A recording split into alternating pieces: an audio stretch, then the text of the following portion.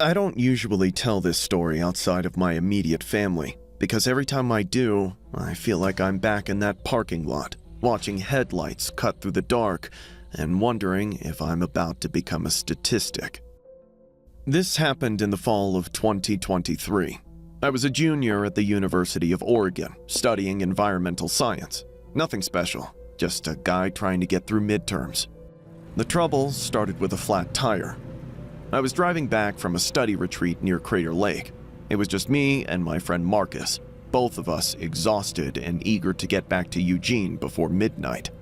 The highway was empty, lined with nothing but fir trees and the occasional flicker of a distant farmhouse. Then, the steering wheel jerked. I pulled onto the shoulder and Marcus got out to confirm what we already knew. The rear driver's side tire was shredded. We'd borrowed Marcus's sister's car and the spare was missing. We were about 40 miles from the nearest town of any size, but my phone showed a small dot about 6 miles ahead, a gas station, a diner, and a motel called The Crossroads. The reviews were non-existent. The name itself felt like a warning, but it was getting cold and the wind had started to pick up. We decided to limp the car there on the flat. Bad decision number one. We pulled into the Crossroads Motel at around 10:45 p.m. It was one of those single-story horseshoe-shaped buildings from the 1970s, with a flickering neon sign that buzzed like a trapped insect. The parking lot was cracked asphalt, with weeds pushing through. There were maybe 12 rooms total, 4 cars in the lot. One of them was a white van with no windows. Another was a sedan with its trunk slightly ajar, like someone had left in a hurry. The office was a small glass box attached to the middle of the horseshoe. I went inside while Marcus stayed with the car. The man at the desk was in his 60s, with a stained white undershirt and the kind of tired eyes that said he'd seen too much and stopped caring. I paid cash for one night. He didn't ask for an ID. He just slid a key across the counter, an actual metal key, not a card, and pointed toward room 8. "Checkout's 10 a.m., he said. Then he added something strange. "Lock your doors and your windows." I asked him what he meant. He just shrugged and turned back to a small television playing static. Room 8 was at the far end of the horseshoe, which meant we had to walk past all the other rooms to get there. A low awning covered the outdoor corridor, and the lights were few and far between. Every third bulb was either dead or flickering. As we walked, our footsteps echoed off the concrete. We were almost at our door when Marcus elbowed me and wiggled his eyebrows at something to my left. I looked and spotted an elderly woman who appeared to be in her late 60s, standing in the doorway of room 5.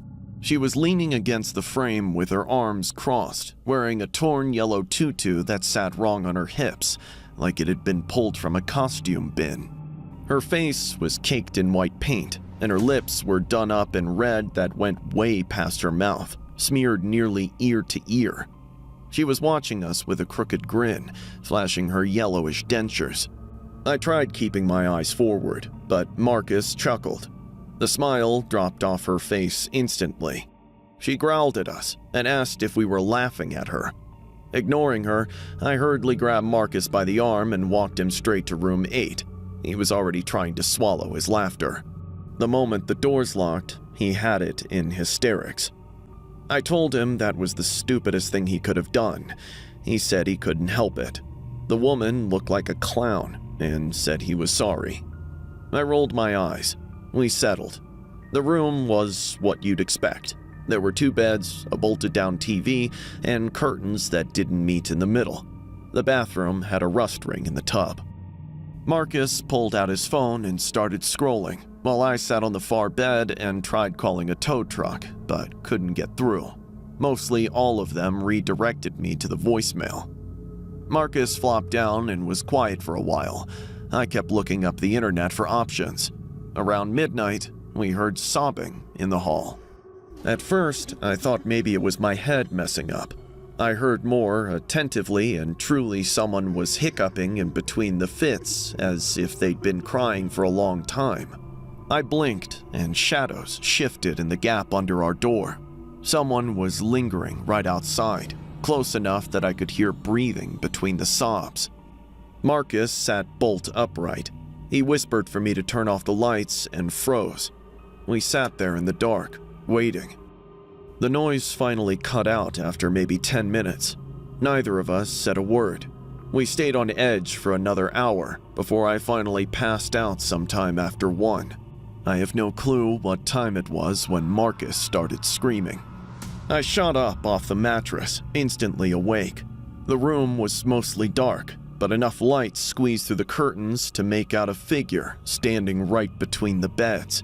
It was a stocky, completely bald man, wearing the exact same torn yellow tutu. His face was covered in white paint, and the red lipstick was smeared across his cheeks like a nightmare clown. On the floor between us was a blonde wig. Before I could blink, he launched, and both his hands were around Marcus's throat. My palms started shaking. I screamed, grabbed him by the shoulders, and pulled hard. He came off Marcus and stumbled back into the dresser. I put myself between them and told him I was calling the police right now if he didn't get up. He straightened up slowly, looked at me for a moment before he glared at Marcus. He said he'd find us again as he turned and walked out the door. We bolted the moment he was out of sight. Marcus drove the flat-tired car. I watched the rear view the whole way out of the lot. Neither of us ever went back. This happened last fall. I was coming back from a consulting job up near the Canadian border, a small manufacturing plant that wanted someone to audit their logistics. Boring work, decent money, and a 7-hour drive back to my apartment outside of Albany. I've done that drive 100 times. I knew the rest stops, the cheap gas stations, the stretches of highway where your phone loses signal for 20 minutes at a time. What I didn't know was that I'd be making an unplanned stop that night. It was around 11 p.m. when my dashboard lit up with a low tire pressure warning. Not a blowout, not a flat, just a slow leak. Enough that I knew I shouldn't ignore it. I was somewhere in the Adirondack region, which meant dense forest on both sides of the highway, no streetlights, and the kind of darkness that feels thick enough to press against your windshield. I took the next exit, which was less an exit and more a gravel ramp that curved into a 2-lane county road. My GPS showed a gas station about 4 miles ahead. What it didn't show was the motel. The gas station was closed. Pump still worked, card reader flickering, but the convenience store was dark and the air compressor was padlocked. I sat there for a minute, trying to decide if I could make it another 60 miles to the next town. That's when I saw the glow. A small sign, partially blocked by overgrown pines, that read, Pine Haven Motel, in faded green letters. The H was burned out. I figured I could at least pull into the lot, check the tire with my own gauge, and decide from there. The motel was shaped like a horseshoe, 12 rooms total, all ground level with doors facing a cracked asphalt lot. Only 2 lights worked in the entire parking lot. One above the office door, buzzing and flickering, and one at the far end, near room 12, which cast a weak yellowish cone that barely reached 10 feet. There were 3 cars in the lot, a rusted sedan parked directly in front of the office, a pickup truck with a camper shell near the middle, and a dark SUV at the far end that I couldn't make a model of because it was too shadowed. I got out and checked my tire. Pressure was down, but not critical. I could probably make it home if I babied it. But I was tired. Not the normal kind of tired. The kind where your vision starts to lag behind your head movements. I'd been driving for 6 hours already. So I made the call. I'd grab a room, sleep for a few hours, and leave at first light. The office was small. A counter, a bell, a rack of tourist brochures so old the paper had yellowed. Behind the counter sat a man. I'd guess he was in his late 60s. Thin gray hair combed over, wireframe glasses, a flannel shirt that looked like it had been washed too many times. He didn't get up when I walked in, just looked at me over the top of his glasses and said, "Need a room?" I said yes. He quoted me $40, cash. No card machine, apparently. I handed him 2 20s and he slid a key across the counter. An actual metal key with a plastic diamond-shaped tag. Room 9. He told me checkout was 10 a.m. sharp, no exceptions. Then he went back to reading his newspaper. No smile, no enjoy your stay. He just sort of waved me off, like I was wasting his time. Room 9 was 4 doors from the office. The carpet was a depressing brown, and the whole place reeked of old cigarette smoke and mildew. The bed had one of those super thin floral spreads that immediately makes you want to check for bed bugs. The bathroom was just a standard setup with a toilet, sink, and a shower with a curtain that was pretty gross with mold on the bottom. I brushed my teeth, threw the lock and the chain on the door, and then, because I listened to way too many true crime podcasts, I wedged the desk chair right under the handle. I killed the light and crashed, still fully dressed. About half an hour later, I woke up to a nasty screech, as if someone was dragging their fingernails across the window glass. I grabbed the lamp at my bedside, got up, pulled the curtain back an inch, and nearly pissed my pants. A guy was standing there, with his face practically glued to the glass. His breath was fogging it up. He was super pale, and his dark eyes were leering down at me. Before I could blink, he smacked his palms flat against the window and grinned. I clutched the lamp tighter. My heart started hammering in my chest as he raised one hand and waved. Then he gestured like he was heading for the front door and disappeared into the dark. 15 seconds later, loud knocks rattled the door frame. My blood ran cold. He started talking, telling me to open up. When I didn't move, he started pounding on the door, yelling that if I made him break in, he was going to get bloody ugly, and he'd rather keep things clean. I tried to play it cool and told him to get lost. He started spiraling about how I was hiding his pills, causing him pain, and that I was the reason his demons were asking him to kill somebody. His voice was getting all high-pitched and shaky as he literally started slamming his head against the door, yelling at me to open up. With each slam, the door frame shuddered and the desk chair moved. On one of the hits, the door actually bent inward so much I thought he'd get in. I shrieked and told him I had called the cops and they were on their way. He went still, waiting outside in tense quiet until the distant sound of a siren echoed through the night. It might have been miles off on the highway, but he heard it and backed off. I heard the footsteps retreat before chilling silence fell. I stayed put against the wall, holding the lamp until morning. I hurriedly packed my bag and sprinted straight to my car. The tire was completely flat. The valve stem had been removed and was sitting there on the pavement next to the wheel. I threw on the spare and got out of there without looking back. I tried filing a report, but they told me there wasn't any Pine Haven motel on that route, and that I might have hallucinated the whole thing because of my exhaustion. I've looked it up on maps countless times. The exit shows up on satellite view, but the ramp goes into a dirt road that stops dead in the middle of the woods.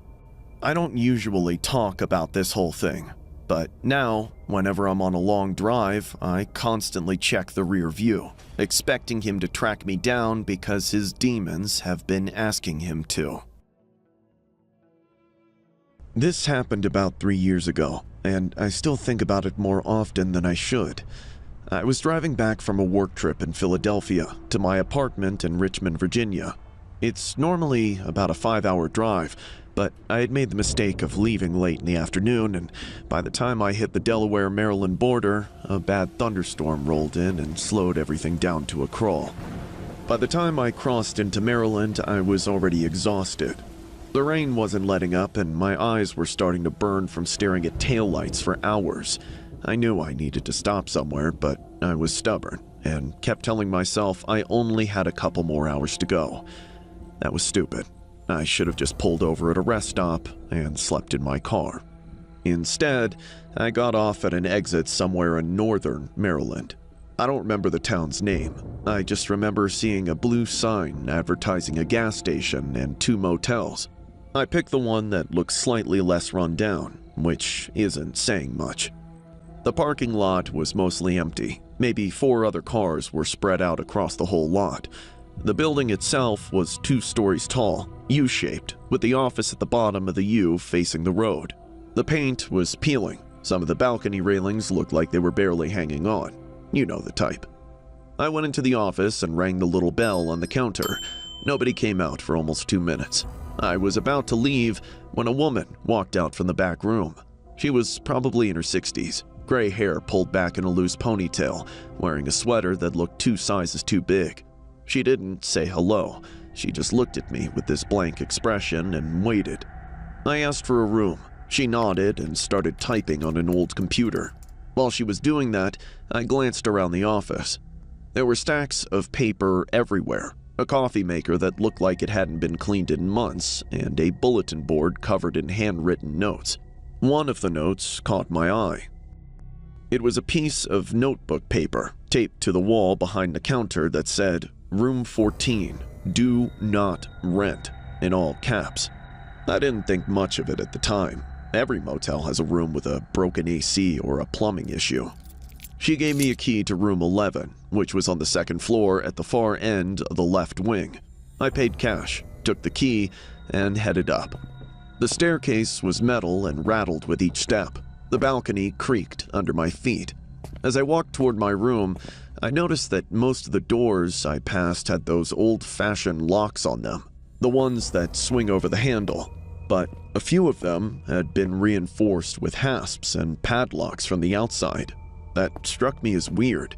Why would someone need to padlock a motel room door from the outside? Room 11 was fine, nothing special. Old floral bedspread, a tube TV bolted to the dresser, carpet that had probably once been beige but was now a little closer to brown. The bathroom had one of those shower tub combos with a squeaky faucet handle. I took a quick shower, changed into sweatpants, and lay down with the TV on some news channel. I was starting to drift off when 3 quick knocks banged on my door, jolting me up. I waited for whoever it was to knock again, but all I could hear was silence. I eventually figured some drunk person had hit the wrong door and settled back down. After about 5 minutes, it happened again. Before I could check, it stopped again. The 3rd time it happened, though, I hurriedly got up and ripped the door open. But the balcony was empty, and all the doors were bolted shut. Pissed off, I stomped down to the office and told the woman someone was messing with my door. She told me it was impossible. I was the only guest in that whole wing, and every other room was vacant. I argued, but she literally showed me the logs. Crept out, I went back upstairs and passed out. Nothing happened for a couple of hours. Around 2, I woke up starving. I remembered a vending machine by the staircase, so I grabbed some change and threw the door open. Suddenly, I heard a door swinging open and shut. I followed the sound and stopped outside room 14. The heavy padlock was gone, and the door was drifting in the breeze. I should have just walked away, but the padlock and the weird "Do Not Rent" sign had me hooked. I stepped in. It was pitch black inside. I flipped the light switch twice, but the room didn't have any power. I turned on my phone flashlight and shone it across the room. When the beam hit the bed, I nearly peed my pants. The sheets were totally soaked in blood. It was smeared and sprayed everywhere, from the dirty fabric to the wall right above the headboard. The lamp was knocked over, and the wood had deep scratches in it, like someone had fought to get free. Honestly, it looked like a full-blown murder scene. My hands started shaking, and throat dried up. I started backing up toward the door. Suddenly, laughter started echoing from the bathroom. I froze.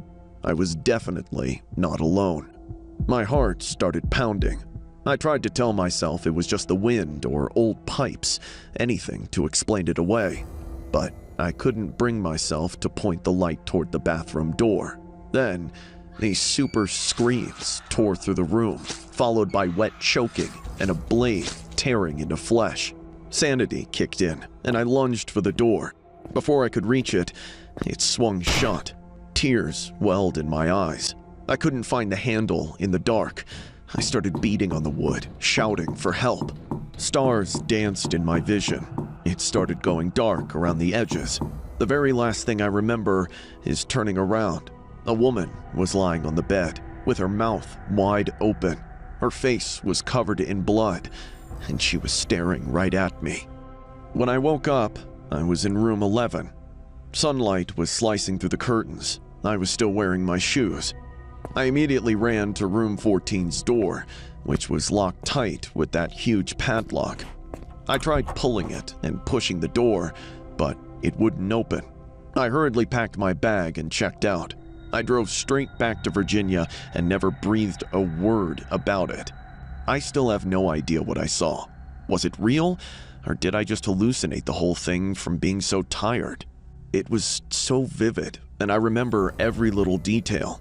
I've tried coming up with countless explanations since, but I figure anything that'd explain the dead woman or how I got back into my own room.